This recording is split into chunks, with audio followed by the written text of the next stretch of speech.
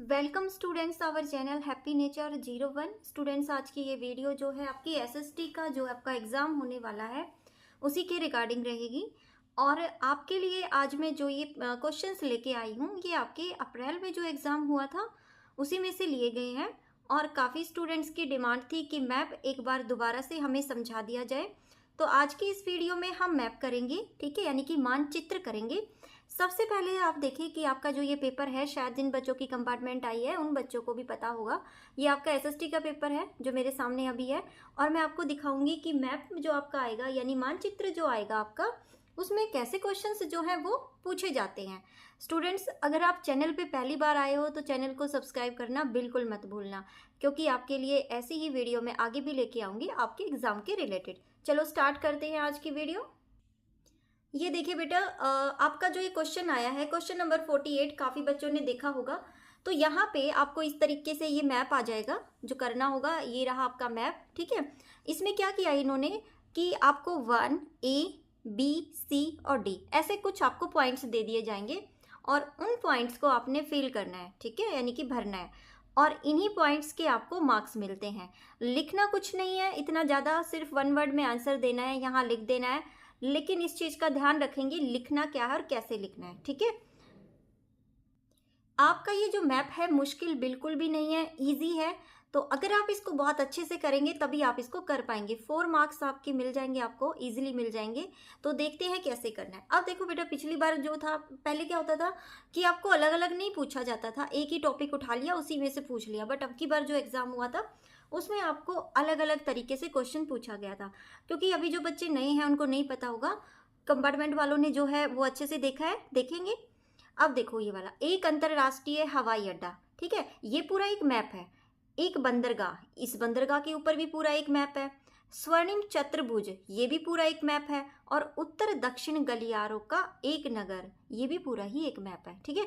तो यानी कि 4 मैप मैं आपको कराऊंगी एक एक करके सभी वीडियो में। बट आपको जो है वीडियो को बहुत अच्छे से करना होगा और मैं यकीन दिलाती हूँ कि आपको जो है बहुत अच्छे से समझ भी आ जाएगा पूरा का पूरा, ठीक है।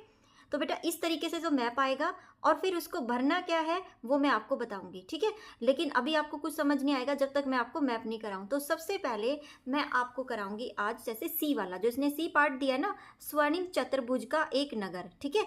तो इसके बारे में आपको बताती हूँ मैं, वीडियो पे आप बने रहना। तो बेटा ये देखिए, आपकी बुक से ही है ये मैप। तो मैंने आपको जो आपके सामने रखा हुआ है स्वर्णिम चतुर्भुज, ठीक है। तो इसको आप देख लो एक बार, क्योंकि पेज नंबर है 274 आपकी बुक का ही है ये, यानी इसकी जो आपकी 10th क्लास की बुक है उसी में से लिया है। स्वर्णिम चतुर्भुज जो ऊपर मैं सबसे पहले आपको एक बार दिखा देती हूँ, ये जो लिखा हुआ है स्वर्णिम चतुर्भुज। स्वर्णिम का अर्थ होता है जो सोने के समान होता है, जो उजागर हो, जो लाइट दे, मतलब जो समझाए सारी चीजें।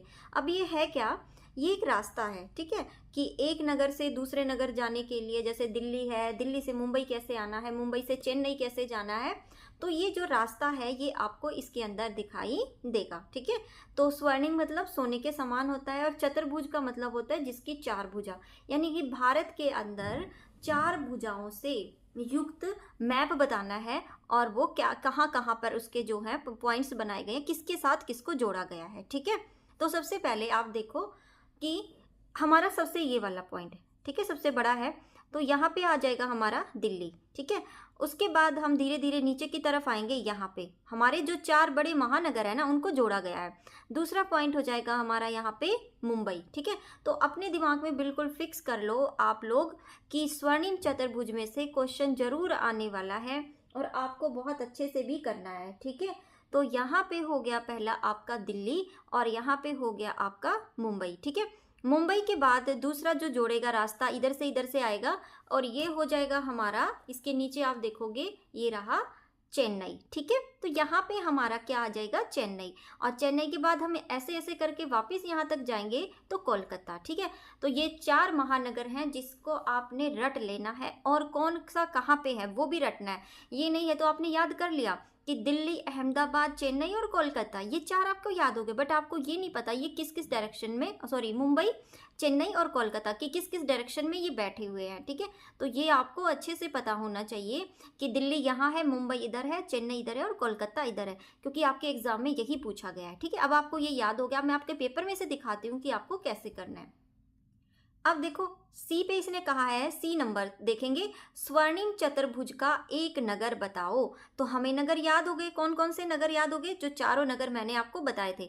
बट सी जो है, सी कहाँ पे है, मैप में ऐसे से करके देखोगे, आपने कहा डी, डी तो इसका है नहीं, ए भी नहीं करना क्योंकि हमें तो सी पूछा है, तो सी यहाँ पे है। अब यहाँ पे कौन सा वाला था, कौन से वाला था, अभी आपने मैप में देखा होगा, मैं दोबारा दिखा देती हूँ। ये देखो यहाँ इसने सी बनाया था ना, तो हमें ये देखना है, तो यहाँ कौन सा है, कोलकाता। समझ आ गया।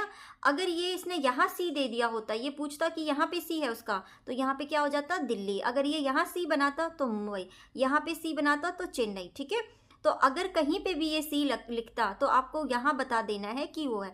तो यहाँ पे कोलकाता है, उसने सी पूछा है, तो इसका आंसर हो जाएगा हमारा कोलकाता। ठीक है, अब की बार ये पूछा गया था, क्या पता अगली बार दूसरा क्वेश्चन आपसे पूछ लिया जाए। तो थोड़ा ध्यान रखना आप लोग कि आपने ये पूरे के पूरी जो चारों हमारे नगर हैं, इनकी डायरेक्शन पता होनी चाहिए कि कौन सी कहाँ पे है। ठीक है, इजी क्वेश्चन था, इजी था ये आपके लिए।